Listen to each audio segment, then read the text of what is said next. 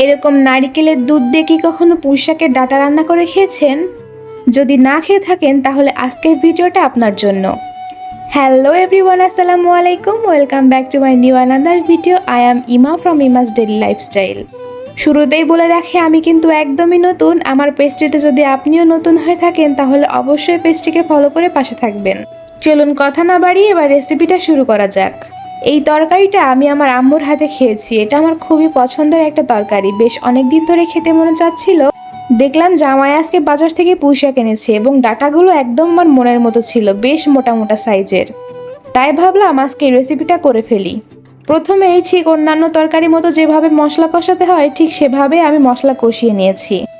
কিছুটা পেঁয়াজ কুচি অ্যাড করে পেঁয়াজগুলো লাল লাল করে ভাজা হয়ে গেলে সেখানে বাটা মশলা, জিরা বাটা, আদা বাটা, রসুন বাটা অ্যাড করে সামান্য পরিমাণে হলুদ এবং পরিমাণ মতো লবণ অ্যাড করেছি। তারপর খুব ভালো মতো মশলাগুলো কষানো হয়ে গেলে এখানে আগে থেকে কেটে ধুয়ে রাখা ডাঁটাগুলো অ্যাড করেছিলাম। তারপর আমি কিছুক্ষণের জন্য কষাতে দিয়েছি। আর একটা তরকারি রান্না করেছিলাম, সেটা হলো কচুমুখী দিয়ে যে পুঁইশাকের পাতাগুলো ছিল সেটা দিয়ে একটা তরকারি। এদিকে আমার ডাঁটা কিন্তু অনেকটাই কষানো হয়ে গিয়েছে। মাঝে মাঝেই আমি এগুলোকে একটু নাড়াচাড়া করে নিচ্ছিলাম। এদিকে আবার এই তরকারি কচুমুখিগুলো কিন্তু একদম সিদ্ধ হয়ে গিয়েছে। আমার কিন্তু কচুমুখী খেতে অনেক পছন্দ। কে কে আমার মতো কচুমুখী খেতে পছন্দ করেন অবশ্যই কমেন্ট করে জানাতে ভুলবেন না।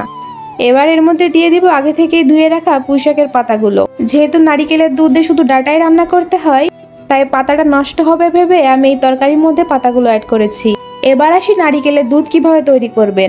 আগে থেকে কোরানো নারকেলকে খুব ভালোভাবে হাত দিয়ে চটকে চটকে এখান থেকে আমি দুধটা বের করে নিব। এখানে সামান্য পরিমাণ পানি ব্যবহার করেছিলাম।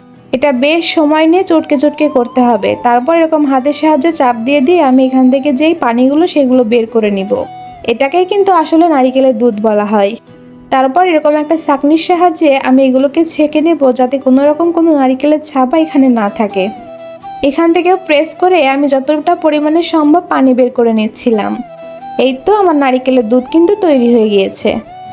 এদিকে আমার এই তরকারিটাও হয়ে এসেছে এখানে, তাই আমি মাছ অ্যাড করে নিচ্ছিলাম। এবার এখানে আমি ঝোলের পানি অ্যাড করব, আর কোনো কাজই নেই। ঝোলের পানি শুকিয়ে গেলে আমার এই তরকারিটা হয়ে যাবে। চলুন এবার দেখে আসি আমার ডাঁটার তরকারির কি অবস্থা। এই তো এখানে পুঁইশাকের ডাঁটাগুলো কিন্তু একদম সিদ্ধ হয়ে গিয়েছে। এবার এখানে যে দুধটা তৈরি করে রেখেছিলাম সেটাই অ্যাড করব। আর সাথে দিয়ে দেব বেশ কিছু পরিমাণে পানি। আম্মু বলে জাল দিতে দিতে যদি এই পানিটা শুকানো হয় তাহলে নাকি তরকারির গ্রেভিটা বেশি সুন্দর হয়, খেতেও নাকি বেশি মজা হয়। তাই আমি এখানে বেশ কিছু পরিমাণে পানি অ্যাড করেছিলাম। আর কোনো কাজ নেই, এবার এই পানিগুলো শুকানো পর্যন্ত আমাদের ওয়েট করতে হবে। এই তো কচুমুখী দিয়ে পুঁইশাকের পাতার তরকারিটাও রেডি। এদিকে আমার ডাঁটার তরকারিটাও রেডি হয়ে গিয়েছে।